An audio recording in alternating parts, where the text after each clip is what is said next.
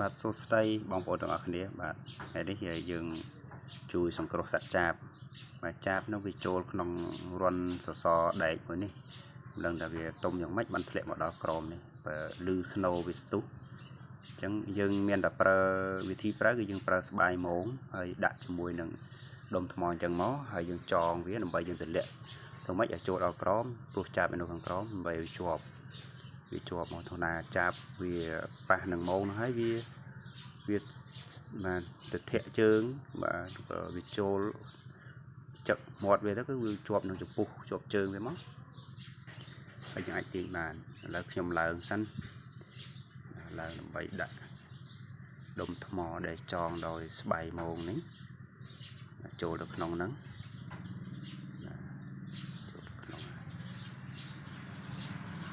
ឥឡូវយើងរងចាំមើលថាពេលតម្លាក់ទៅដល់ហ្នឹងវាលឺ snow ចាបស្រែក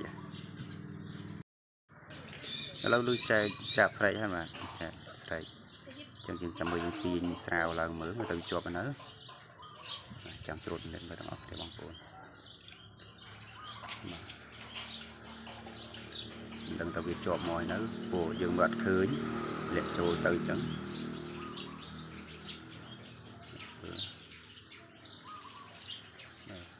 កន្លែងឡើងនោះវាពិបាកទេនឹងកន្លែងអង្គុយអញ្ចឹងត្រូវសេរីកន្លែងមកស្រួលសិនឆែកមើលម្ដងទៀតមើលបានហើយជាប់មកនៅ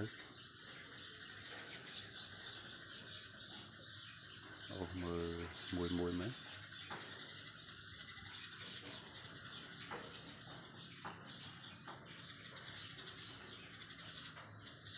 ទៅខាងដុំមួយទៀតអូនេះបានហើយបាទជាប់មកហើយបាទនឹងចាបជាប់ចាបមកជាមួយហើយជាមួយនឹងដុំថ្មដែលយើងបានចូលទៅយោហ្នឹងបាទដឹងយ៉ាងម៉េចបានត្រូវចូលទៅឥឡូវជាប់បានហើយជួយសង្គ្រោះបានហើយបើសិនជាយើងអត់ដឹងបើន័យថាងាប់ក្នុងនោះតែម្ដងឥឡូវខ្ញុំទម្លាក់បន្លាយចុះទៅក្រោមបីខ្ញុំចុះទៅក្រោមហើយដោះវាចេញចាបមើលវារត់ចុះសិនដេកមកស្រួលសិនណាឥឡូវចុះមកពីលើសិនមក